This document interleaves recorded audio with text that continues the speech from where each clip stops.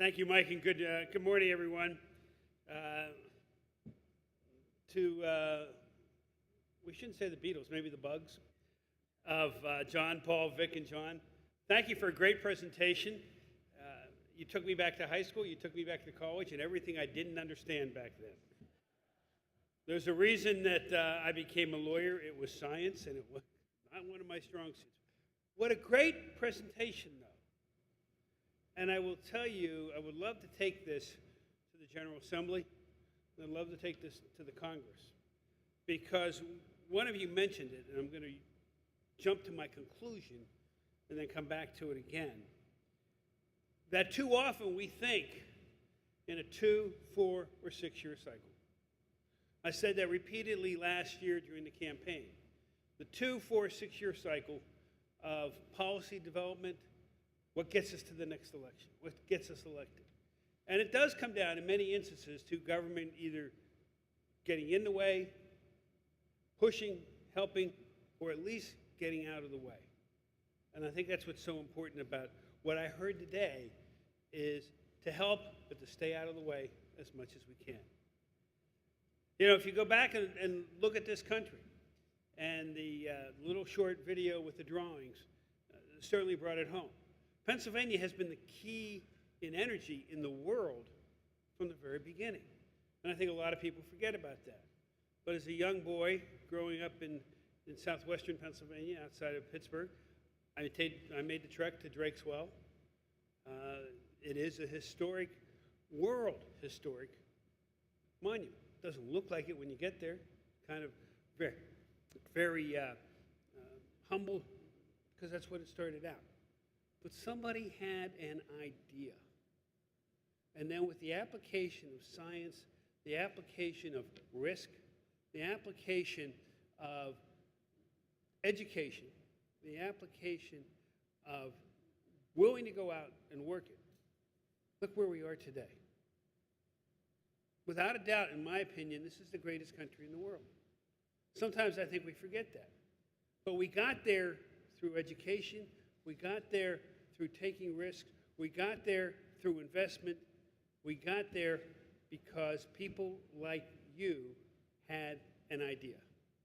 Whether it's little bugs that do millions of things, and I want to know who counts the millions of things that that little bug does, to taking the wood chips and breaking it down and turning it into energy. Now, my one observation, and I know, Mike, you made an observation, John, you made observations at the conclusion, is what we've said here today is pretty well known by every parent of a 2-year-old. Give a kid sugar, you've got energy. And timing is very important. But that's really the equation as I understand it. Sugar equals energy.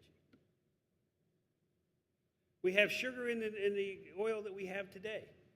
It took millions of years to compress it. We have a discovery here in Pennsylvania right now that a lot of people are talking about.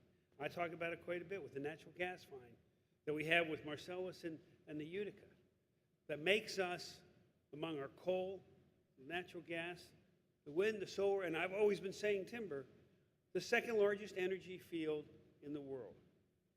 We have to, in Pennsylvania, understand how to embrace that. We have a duty also as stewards of the environment to protect the environment. And I remind everybody, it is much different today than it was when Drake found it.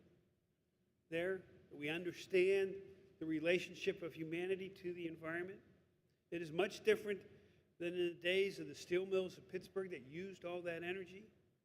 We understand that stewardship, and we must do it. We must follow through with it. And part of what you're talking about here today helps with that stewardship.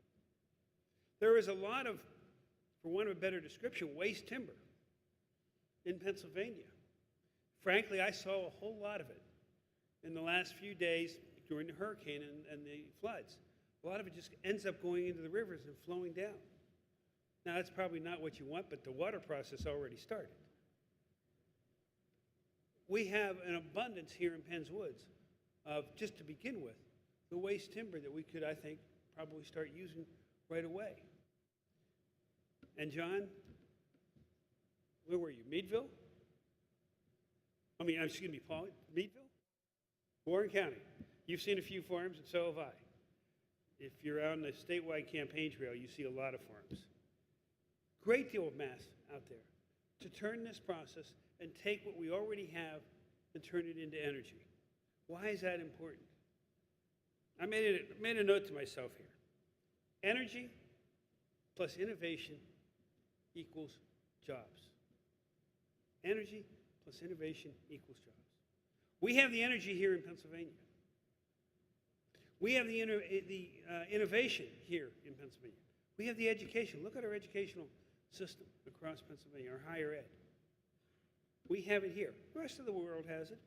The other states have it, but I think we lead. And if we don't, we're going to. We need to.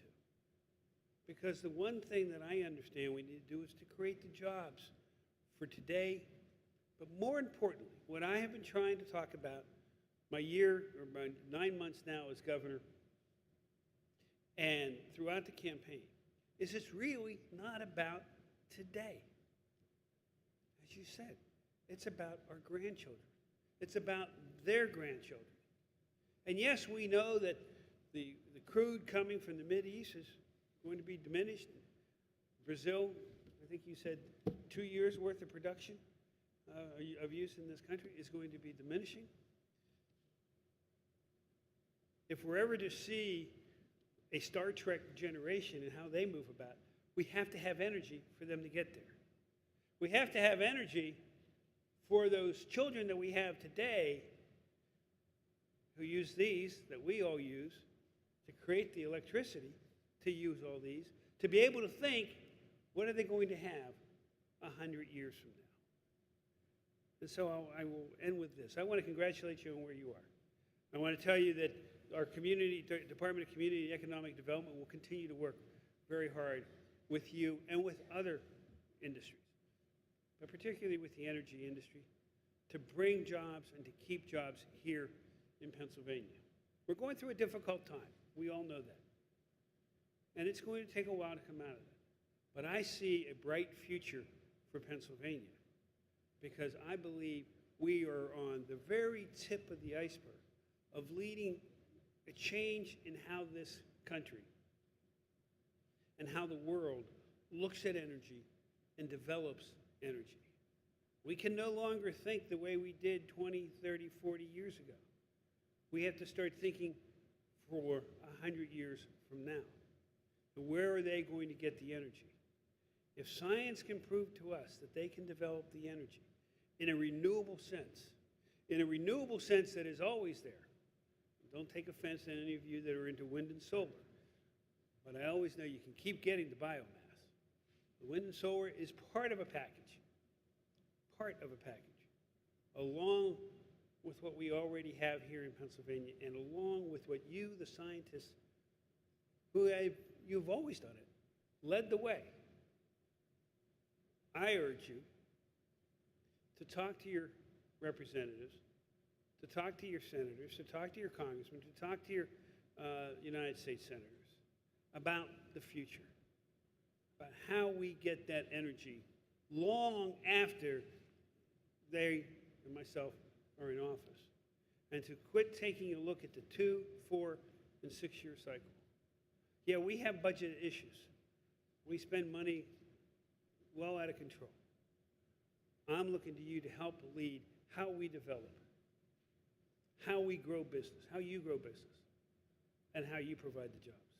I think you're on the right track. We're going to work with you. Thank you for having me here today.